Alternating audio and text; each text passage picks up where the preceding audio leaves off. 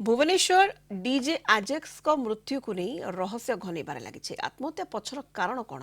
ताकू नहीं होउछि चर्चा भारी लोकप्रिय थिले से हठात तांकर अस्वाभाविक मृत्यु को कहीं ग्रहण कर पारनाहांती काहेकि जीवन हारिले डीजे आजेक्स मृत्यु पछरे त्रिकोणीय प्रेम संपर्क अभियोग करिसेंती परिवार लोके आजेक्स को प्रेमिका और तांको बंधुंक नारे सांघातिक अभियोग होइछि डीजे आजेक्स को ब्लैकमेल करुथला जणी झियो 17 तारिख दिन उभयंक मध्य बड़ धरणर झगड़ा होइतिला अन्य युवकों सहित झीर मिलामिशा नहीं बेस किछि समय जुक्तितर्क होइतिला सेठारे प्रेमिका आजेक्स को चापुड़ा मारिथिबा कुहा जाउछि जाहाकू सही पारि नथिले आजेक्स यापरे से घरे आत्महत्या करिथिबा तांको सांग कहिसेंती परिवार लोकों अभियोग आधार रे मामला रुजु करी तदंत चलाइछि खारबेड़नगर थाना पुलिस जो मानक नारे अभियोग होइछि समानकु तदंत परिसरभुक्त कराजिबो बोली पुलिस कहिछि। अधिक सूचना पई हम भुवनेश्वर रिपोर्टर सुमन रणा वर्तमान जोड़ी होइछंती। सुमन पुलिस खोलताड़ वर्तमान जारी रखिछि एवं एठी प्रेम एंगल मध्य सामनाक आसुछि जे प्रेमिकांक सहित झगड़ा परे एवं मतांतर मनांतर परे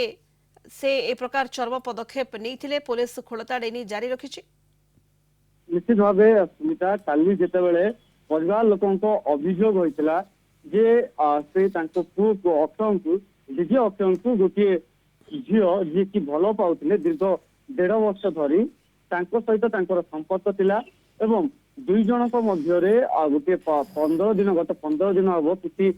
डिस्टर्बेंस लगी रही से लगी से टिके अलग अलग रोते परिवार तो जहाँ शुणा मिली आम जदि पुलिस अभियोग आधार में बर्तमान खंडगिरी थाना पुलिस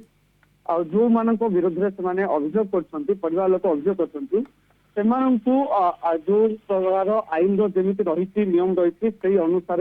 वर्तमान जेरा करने आरंभ कर पुलिस काली जितेबाला परिवार लोक अभियोग करते से पुलिस से समय ही जो कॉल डिटेल्स थिला फोन नंबर से जो डिजिटल एविडेंस देते परिवार लोक जिते अक्षय शेष मृत्यु होता है आत्महत्या पूर्व से किसी फोटो वीडियो रही एवं आम एटी आ गोटे कथा कहीपर जे युवती को शेष थर पर अक्षय 15,000 टंका देते पूर्व अक्षय पैसा ही युवती जनक एंजॉय करते मजा मस्ती करते जहाँ सांग कहते एवं डीजे अक्षय जो अस्वाभाविक मृत्यु होती जेहेतु से मानसिक चाप अच्छा कौन थी किंतु त्रिकोणीय प्रेम रही पचर या सहित से युवती जो मानसिक चाप और युवती जो पुरुष बंधु रही से दुहे मिसे ब्लाकमेल और धमक करते। बहुत बहुत धन्यवाद सुमन सुमन रणा आम भुवनेश्वर रिपोर्टर जोड़ी होते फोन लाइन रे विस्तृत संपर्क सूचना दौले पुलिस मामला को नहीं खोलताड़ जारी रखी कौन पाई डीजे आजेक्स एभली भाव में आत्महत्या कले प्रकृत में मृत्यु पछर कौन रहस्य रही सबको नहीं खोलताड़ जारी रखी।